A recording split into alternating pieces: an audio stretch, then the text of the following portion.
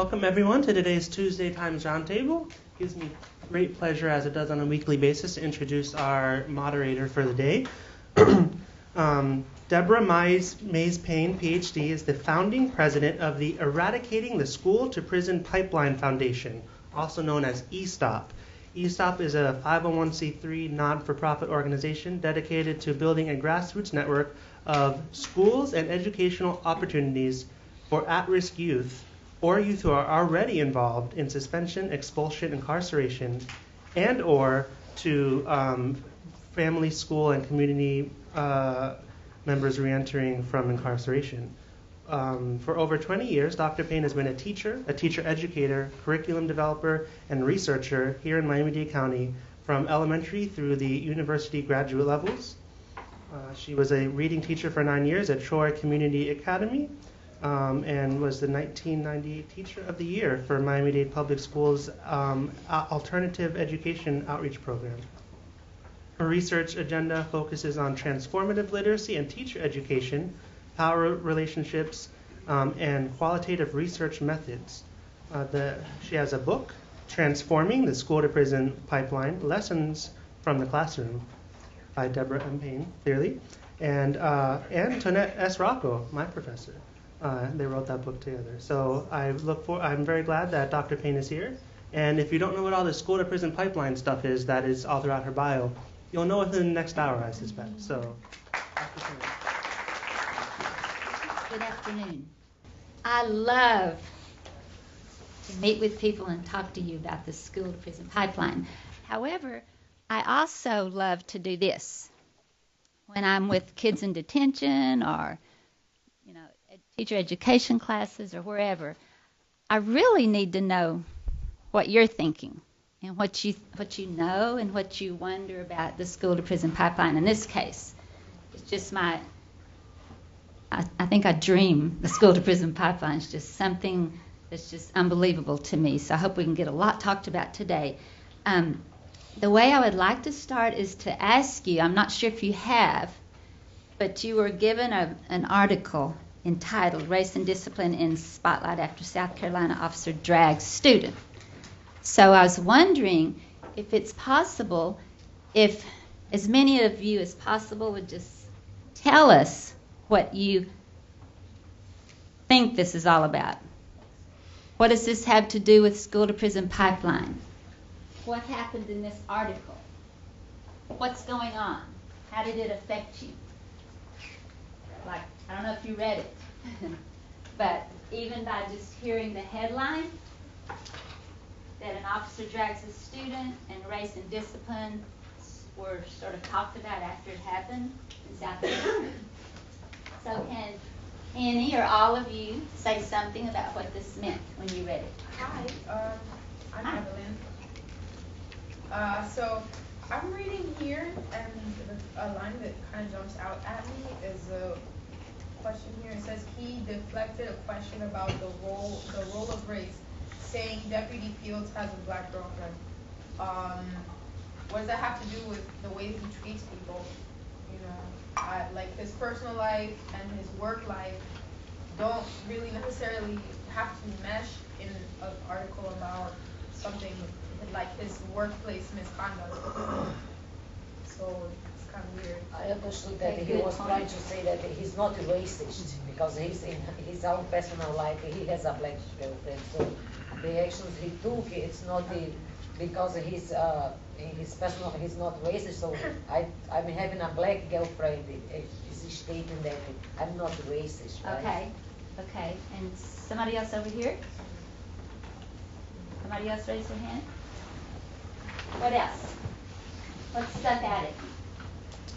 Or if you skim it right now, what sticks out at you or pops out, let's say, when you're reading it? And why did we, one of the things is that he has been the subject of 2 federal lawsuits already, and one of them found it in his favor and the other one is pending. So it seems like, at least from what I've skimmed of the article, this particular deputy has had issues in the past. Okay. I think it might be a reoccurring issue. Okay. Maybe, yeah. All we know is what we're reading, basically. What else? What do you think the school to prison pipeline is? Or what do you know it is? Or have you experienced it? Yes. From my understanding, they've been prison certain neighborhoods that have shown to have an increase in crime due to the race that's there. Okay, so built schools in neighborhoods where there's an increase in crime. Can y'all hear each other? Can you hear? So let's speak up really, really loud, and then I don't want to spend time repeating, but, okay, that's one definition of school to prison pipeline. Who else? Yes. I just arrived, so I don't know if I missed some information, but I was exposed to something that was a talk that was saying, why are we priming some kids to college and some kids to prison? And I think that there are two roads out there. One is for college that we are here, and but the other one, once you enter in that road, it's very hard to get out of it. And there's a lot of things that makes it difficult. The system, not having a system for young people to get out of this road, and you know. Okay. Good, good. Another perspective? I see in my neighborhood especially that a lot of school-age kids are, instead of being punished in school for minor disruptions in the classroom and things like that, they're being taken to police stations and things like that, and being more prone to going to prison instead of, handling it in school. See that in your neighborhood. Okay. Good. We're getting some things together here with our thoughts. Who else? Yes. Oh, just to agree with what she said. Also, in my high school, we would have officers that were they're stationed at our school, so their job was basically to act as the higher force. So instead of going to a police station, you would go to that office, but essentially you would still be in trouble with a police officer. So you still have that kind of condemnation of if I do something really, really bad, I'm still gonna be in police custody. So I feel like that's also just it's not I don't think it's bad per se, but I still think that it's scary in some circumstances, especially with certain children that go through family things or things in their own neighborhood where they don't feel comfortable around police men or women for just certain reasons, personal reasons, and that scares them into acting straight because I don't want to go to the cops, Right. Or just being sent to the principal's office, no, we'll be sent to a cop. So I'm glad you brought that up too. Yeah. So maybe the pipeline is maybe they tunnel to take the youth, instead of them to be. What was that word you used? A tunnel, Okay. Way to, Yeah. instead the youth kids to be disciplined in school, they diverted to the prison. Is that what means the pipeline? That's part of it. You're all saying part of what it is. I just wanted to hear how you said it, to get a feel for what you're thinking about this, and maybe, yeah. And just something that stood out to me was that this is just too much, because it said that sheriff's deputy assigned to a 16-year-old girl who had just refused to stand in her math class, and they even handcuffed her. I think that's just way too much. I agree with what he's saying, that why didn't they get to the root of the problem? Why is she acting this way, or what happened, more so than just force? Exactly. So you're kind of turning it around, we kind of started talking about what how you define it, what you're thinking about the school to prison pipeline, what happened a little bit in this article, and then now you're sort of going around and seeing what the different perspectives might be. And many people I talk to about this article and every other thing I read about in school to prison pipeline, they really never think about, or maybe they do, but I don't know, they don't bring up the child's perspective. And some of you have started bringing that up, or even where they live, where any of us live. Where do I live compared to where the kids I teach live? And somebody brought up what could have happened instead of this. That's what I like to do. Here's a situation, happens every day in every class, I would imagine. In fact, I know a guy that teaches at Miami-Dade College. He just told me the other day, there's a girl that comes in, and she seems to always be on the cell phone. So we're talking about, things that I like to talk about and what to do about it and what not. And I said, well, maybe you could just ask her. He said, okay. So he asked her, and he called me back the next day and said, you know what? She's from a neighborhood where hardly anybody goes to college, and she's really set on finishing college and going through it. And somehow something happened with her courses. They were fixing to drop every one.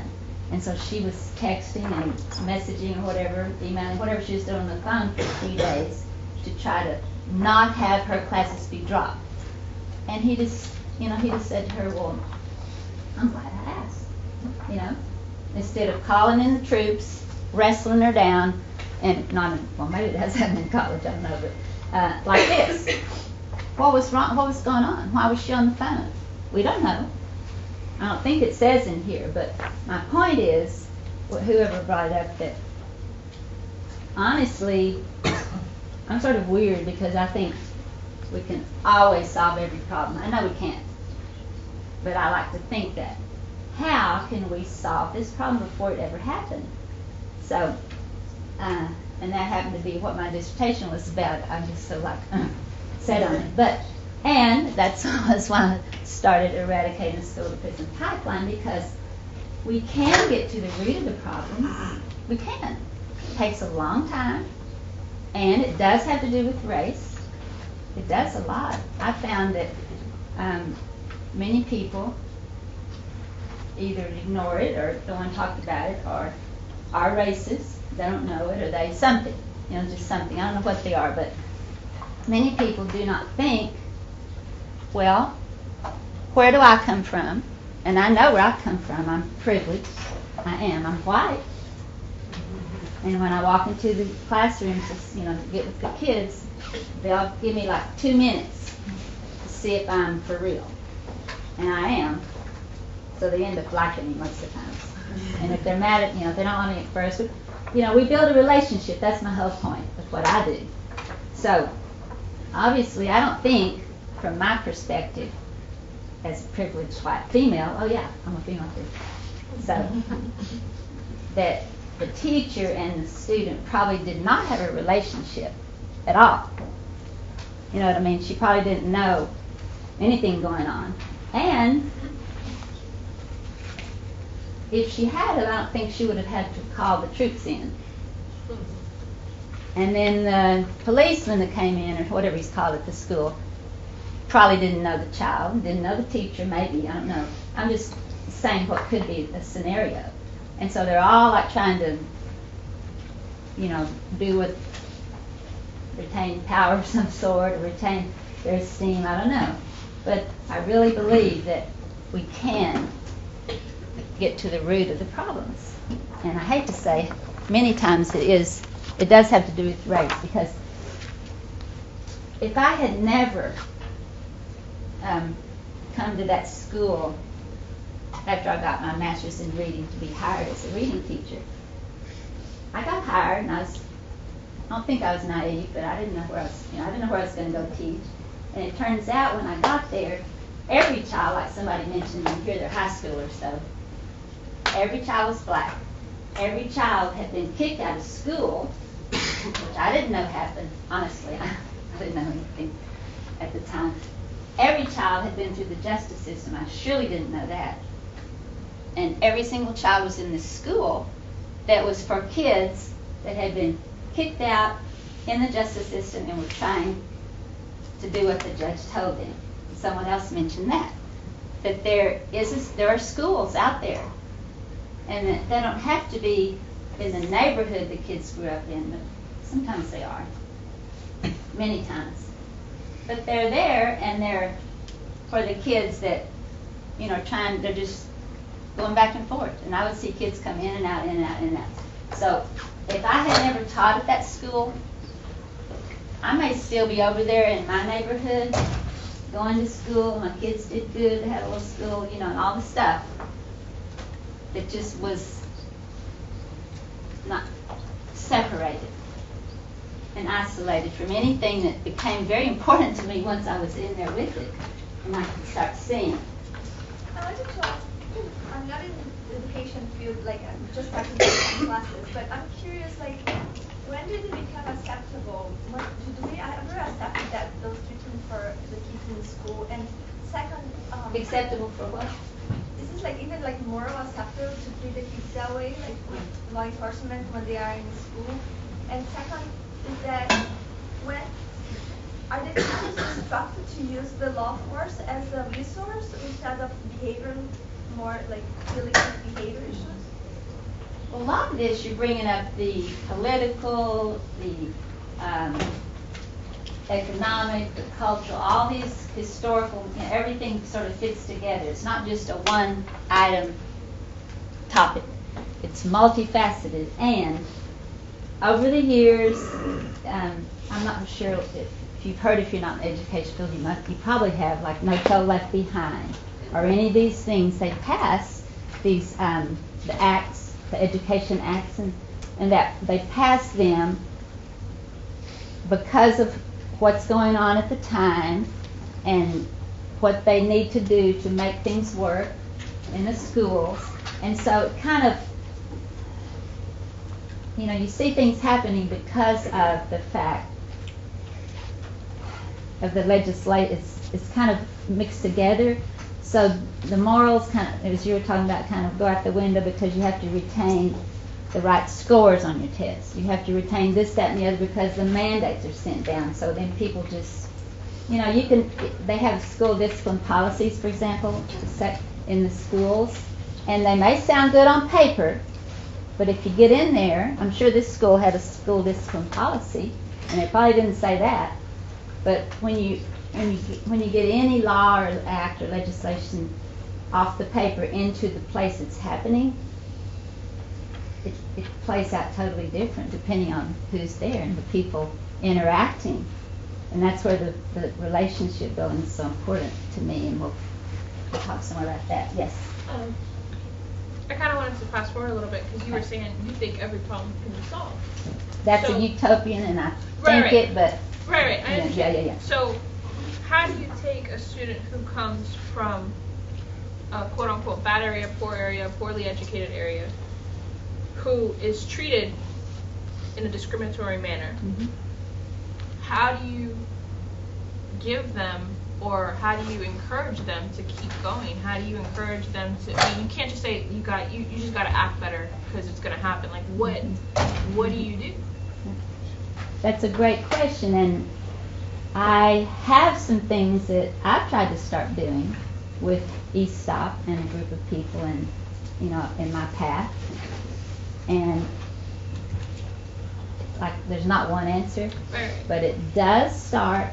To me, it always starts with the one or more than one group of people developing some kind of relationship of trust, respect, and so on.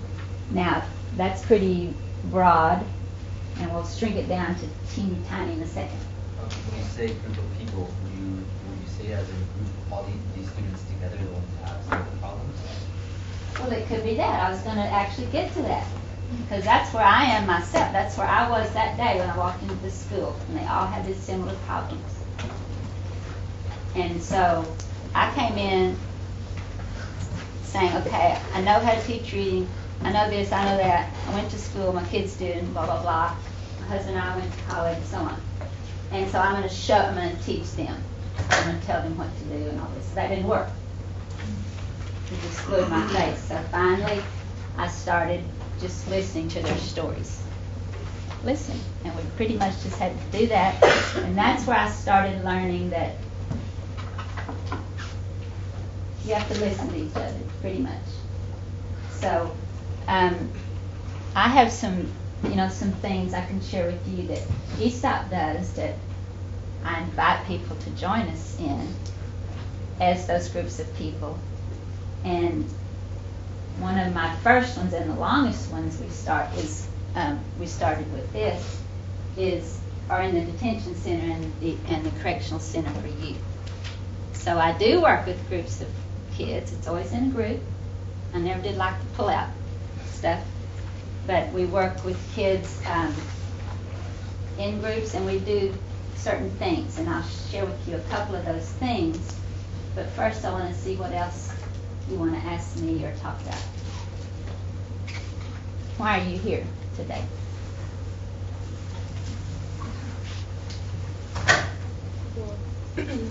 Well, I'm here. I'm an education major. I'm also a member of Future Educators as well. Okay. And one of the things that, for me, I've done a lot of my field hours at Title I schools. Okay. And what you see is, when it comes to the children, especially emotionally and the behaviorally children, what you see with them is the only way to even tweak that behavior is to give them like incentives, basically bribing them sometimes. And some of the boys, they do extra stuff, like they do football and they do these extracurricular sports, and they're given like at one school I was at in Homestead, they're actually given basically an ultimatum. So they have to behave in school. In your class or in the school? It's a few of the boys that are on the same football team, so I guess you could say school. Because one of them are like 5th grade, and another one is like in the 6th grade. You know, when they play football, they play by pound. So it's like, it's distributed, they play on the same football team, and they have to do it in school. Okay. They've gone through school in the EBD classrooms, but it's like, it's to the point where they have it under control by giving them that, and that ultimatum that you have to make good grades and you have to behave in order to play football. Okay. And then wanting to do that, you know, they're making good grades, they're participating, they're doing what they need to do. So a lot of the times you see it that, like, and now at 1st grade, you see that the way to make them actually work is to bribe them basically, or give them something that they want. So reward and punishment's been in schools a lot. And you notice she was saying EBD, Title I. Is anybody familiar with that? Those are education terms. These are some of those legislative things coming down where we label the kids. And this is in other walks of life. I don't know, are there people here that are not in education as well? What are some places? Everything? So, and every walk, well, all of us went to school. So we're familiar with reward and punishment business. But I mean, even in workplaces and whatnot, they have incentives, you know, I assume, of different types wherever you work, so you might be familiar with that. But the question is, you want to say your question one more time? My question? Yeah. My question was where or how is it that you can help or guide children who are at, or not even children, but just young people who are at a disadvantage, both in their life, in school, and I mean, it's so hard to say because I mean, there's all these titles and all these titles have stigmas, and I don't want to put a stigma on a young person, but you know, if you come from a poor area that's poorly educated, you know, where going out and stealing something is a lot easier than going and working at McDonald's for $7 and having to do it.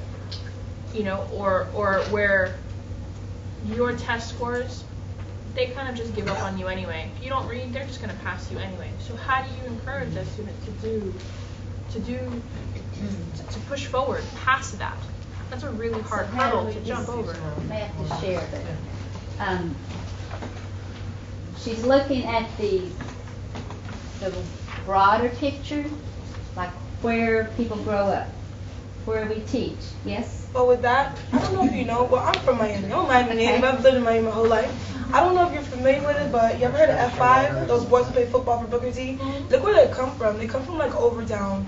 And these guys now, they're playing out of state at D1 schools. They're at UN playing football. And if you see them, they're like, I know a couple of them, and them and their coach are like this. They build this relationship with their coach where their coach influenced them to get good grades or to go to school or to do this and do that. Now they're playing for these D1 schools and they're making, like some of them I know personally, they're making pretty good grades. And aside from the football field, that actually in their major is doing pretty well. So when you talk about like relationships, I think that has a lot to do with it. They have these relationships with their coach that's like this, or even with some of their teammates that's like this, and they kind of influence each other to do better. So I mean, in that sense, that's different because, like I said, that's like football and what they want to do. But So how do you expand So it? then you're hearing, if you can hear them, I'll bring up louder what I hear. They're asking the question, what do we do when, well, first of all, let me say something. The school to prison pipeline, sort of a definition that I've made up, and I have a couple of visuals for them if you ever want more information from me. But the school to prison pipeline is basically, according to the research, is a trajectory, like a pipeline, where disproportionately it begins with young black boys in school where they become labeled as a troublemaker. So, disproportionately, these young black boys,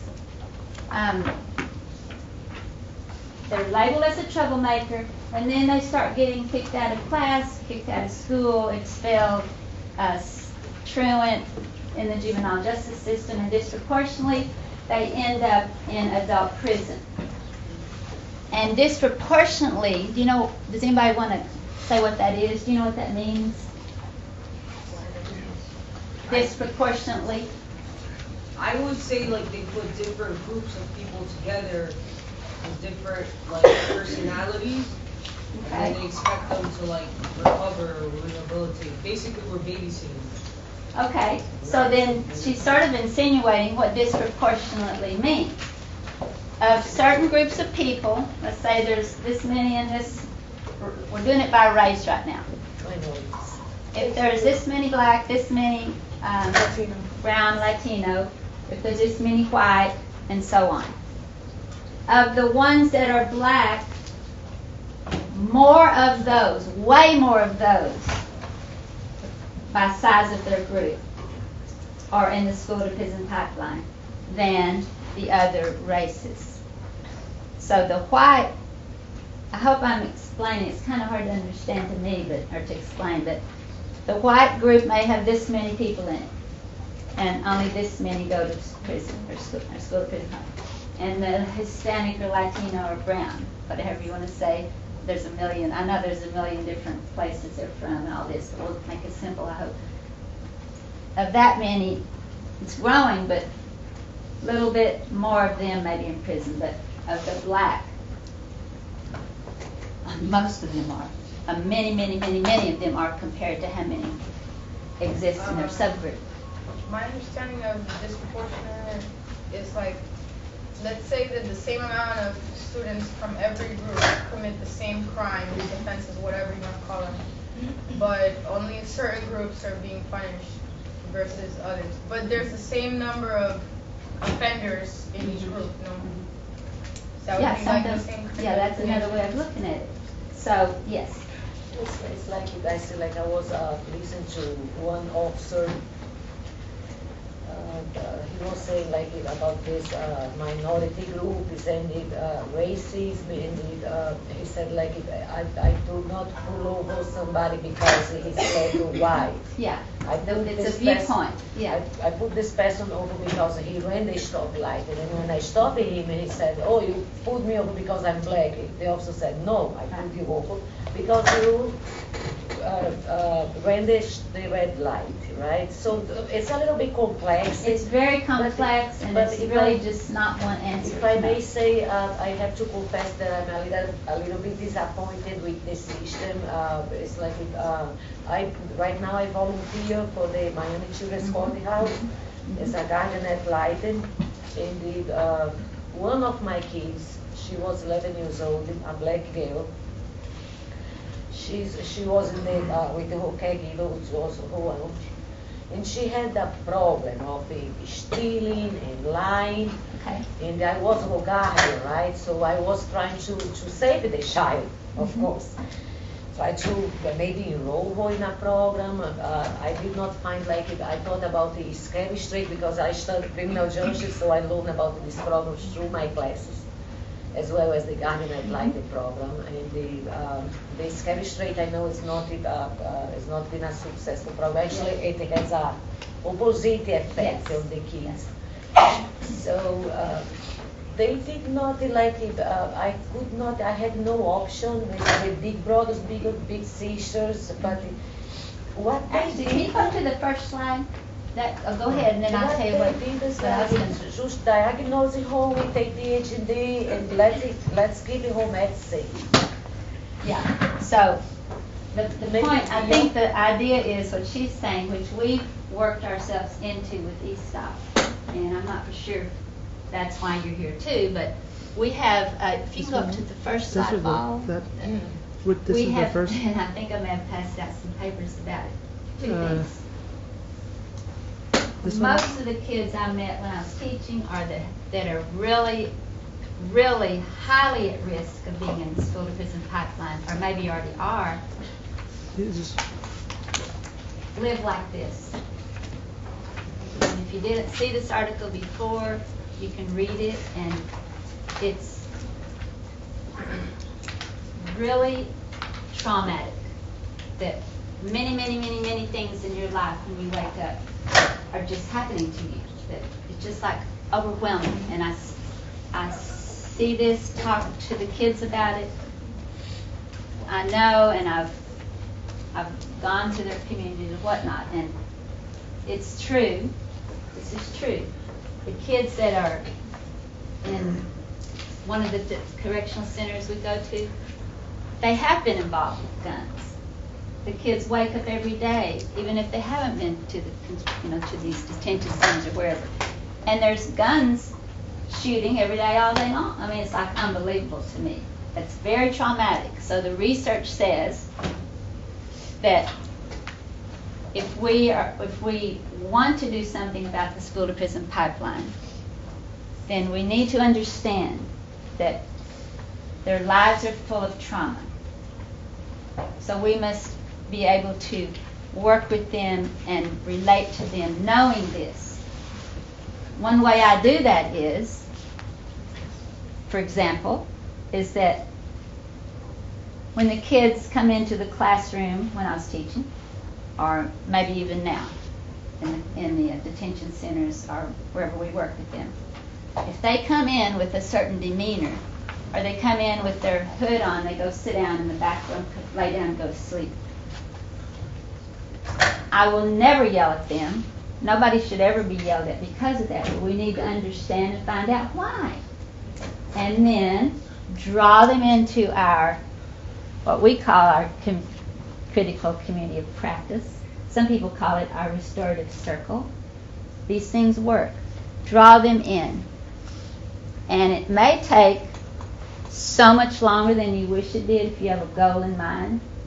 So half our goals might go out the window, because the goal is to develop a small, medium, or large group of people or school that all respects each other and all understands or wants to understand what each other's about. That sounds pie in the sky, but it's true, and it works on a tiny level, and then it can only get bigger. I passed out some things, or one thing, which is if you ever email me or look on our website, whatever, you want to volunteer, for example. We had an orientation that someone suggested I bring these because these are, our opportunities are starting to increase. But one of the key words is, and actually one of our first partners, is the Positive Peer Leadership Mentoring Program.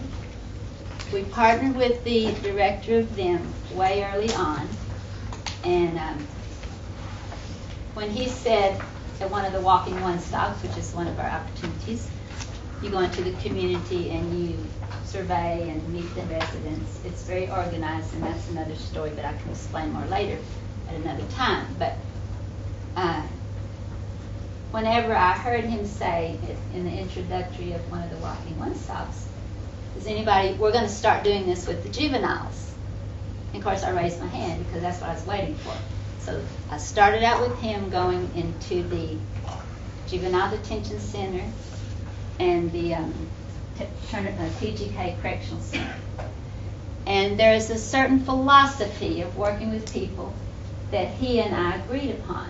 And he let me embellish it with the theories and practices that I had come across studying the school-to-prison pipeline. And they're basically coming together where each of us pretty much is on the same page. I never stand up or anything. I sit in a circle and sit with people, except now. I could get a chair, I guess. But anyway, and then we start from square one. And everyone shares, everyone listens, and then we shortly, briefly, what we do in the hour we get with kids in the detention centers every week is we bring up critical issues, critique them, discuss them, figure out what we're going to do about them. What can we do when we leave here about this? And that's called re-entry. You'll see that word somewhere. But mentoring, having each boy or girl leave that place with a mentor, which is our long-term plan, is answering her question. I think she left. But to us, and I've heard each of you say that has spoken a little bit about it, if you have someone by your side, whether it's your mom, your brother, your mentor, your friend, or whatever, we try to learn to be positive peers in our PPLM, for short. If you have a mentor for at least a year and even longer, maybe your whole life, you're much more likely to be able to accomplish your goals and whatnot. So we can't think of kids as a blanket, here's a group of kids lives in this neighborhood, or I live in that neighborhood, or whatever. We're all people, and I can imagine if I ask you,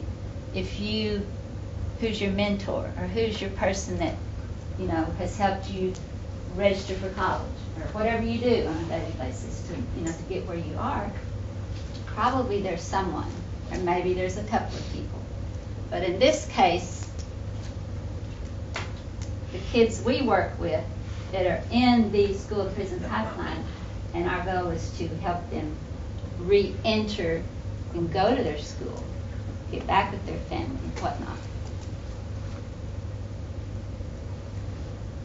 They want a mentor.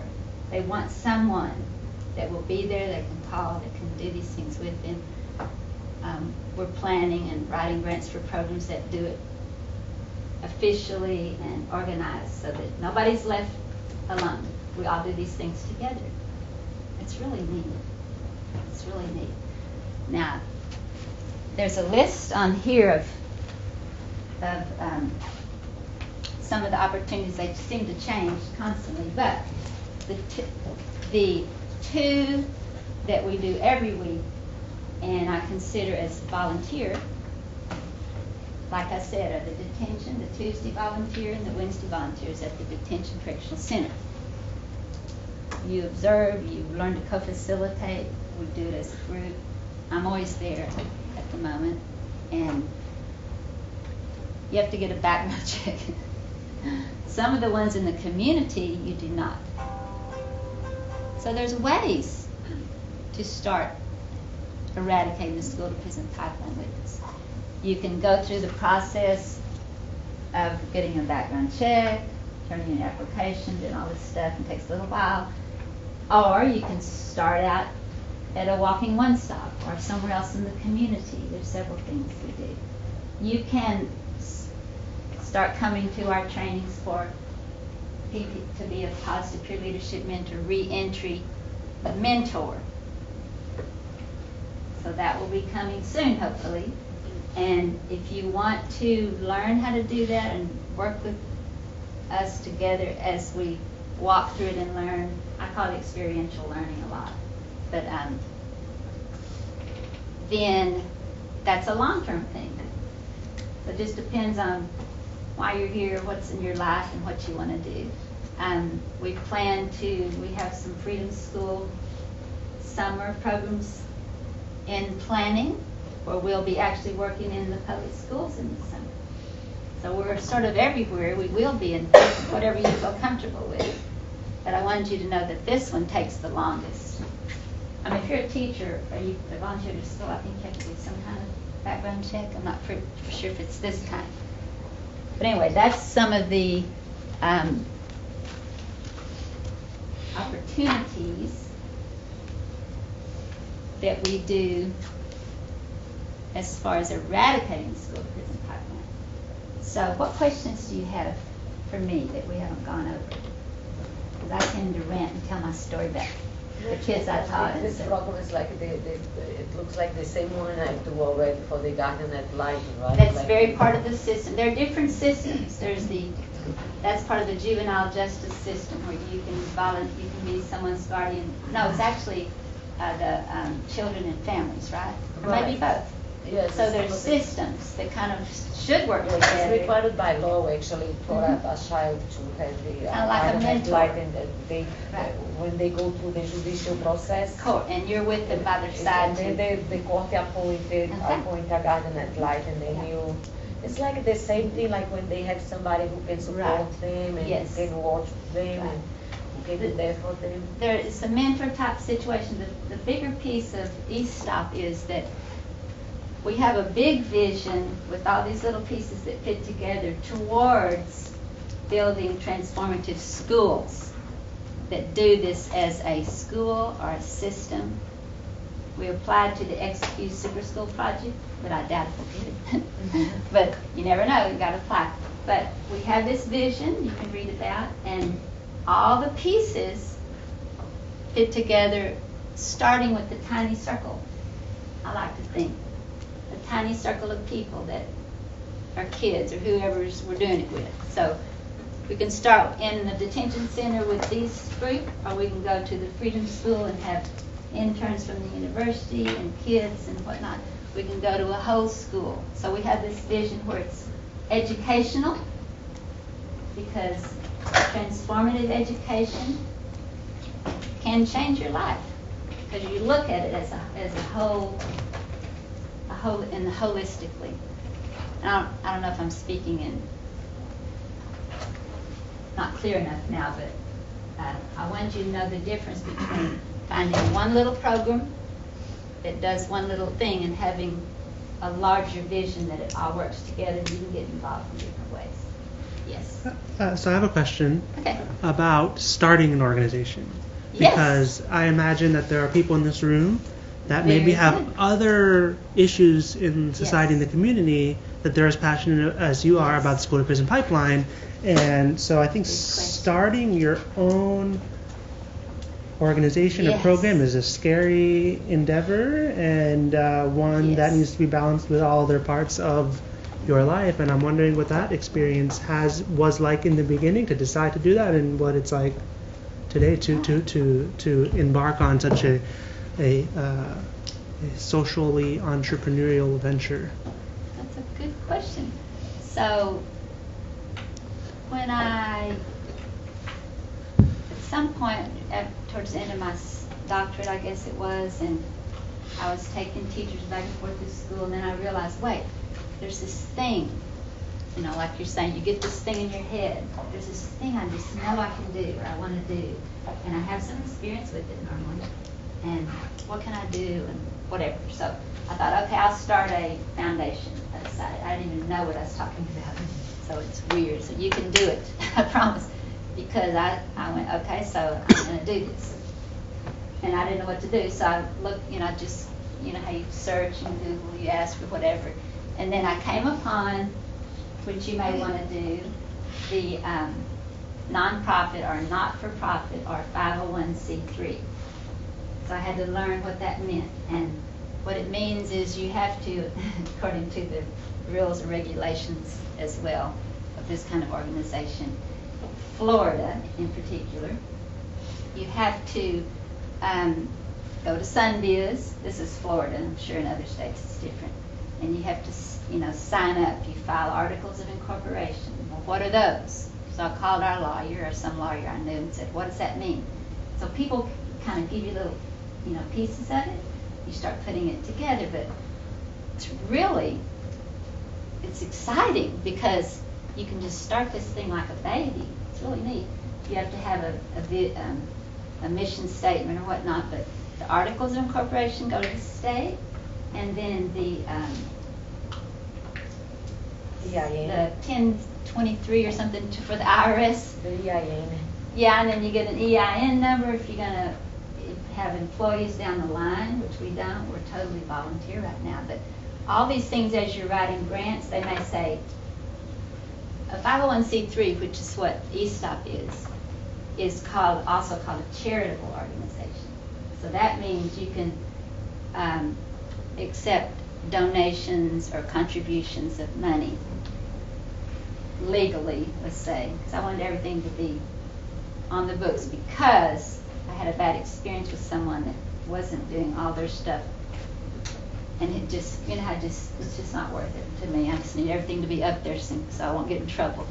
But anyhow, so you had to do all these 1023s and just different things. So the IRS, everything has to be above board. Now what I learned is that anytime you have a question, even if it's with IRS, you can call them and ask that person that answers the phone a question, and they are just people.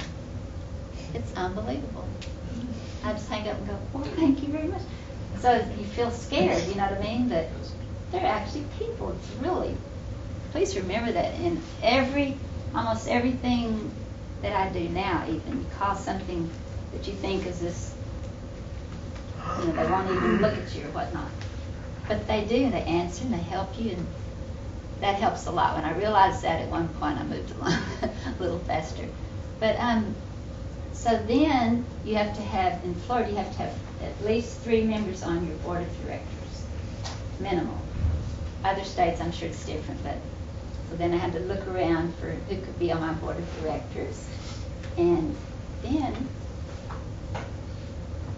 years went by. That was 2011. So years go by and nothing much happens. Maybe it does, but ours is kind of slow in coming because, first of all, the word transformative scares people, I guess. But I was set, and that just was the way it worked in my brain.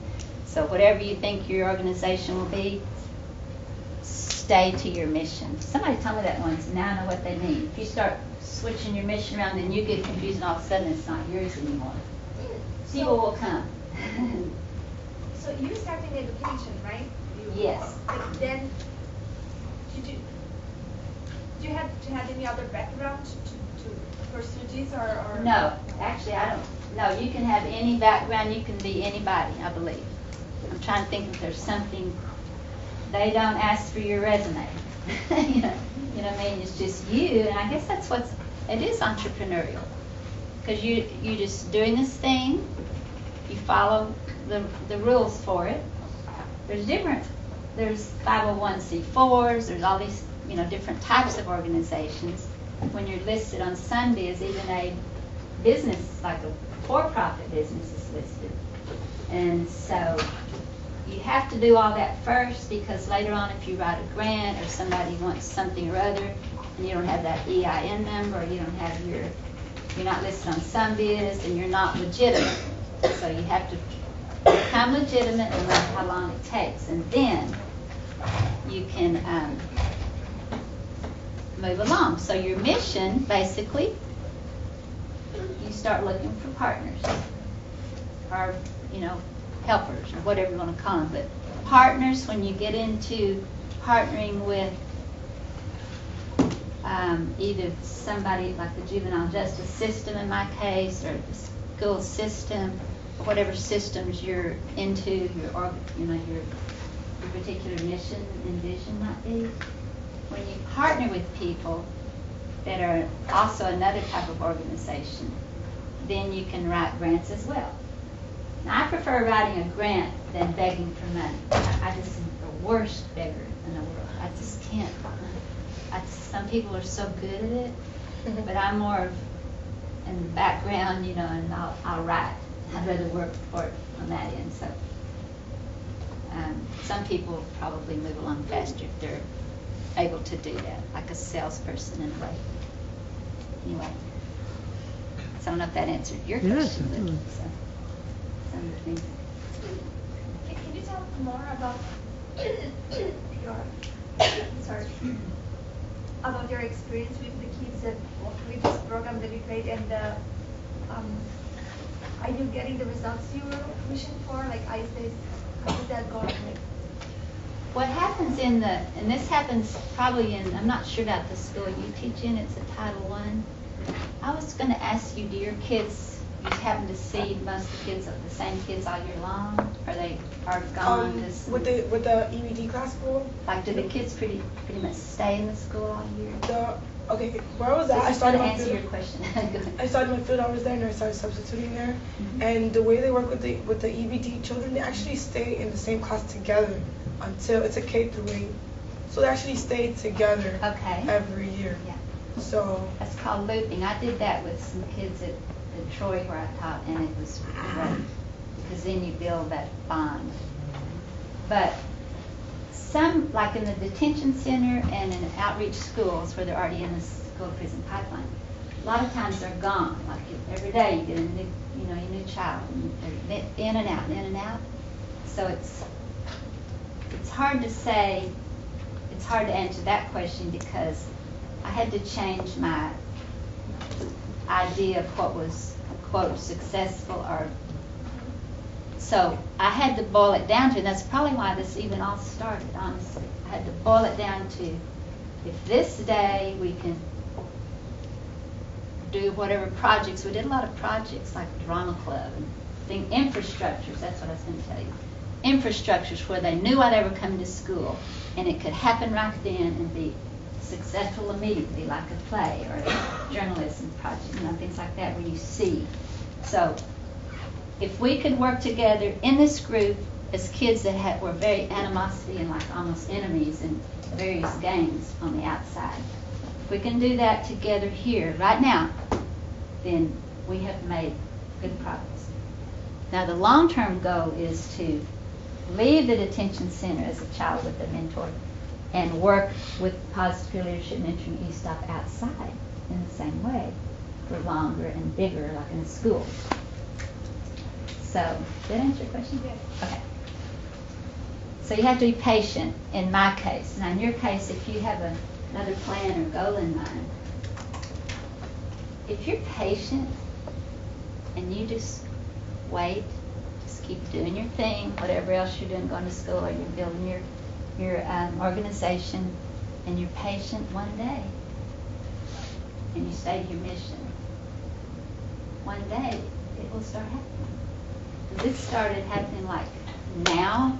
This year we've written 3 grants, and we have 3 letters of support and whatever you need. I mean, it's just happening. It's just really exciting because now we see something. We may be seeing long-term results. So that's my encouragement to you. What else? Anything else?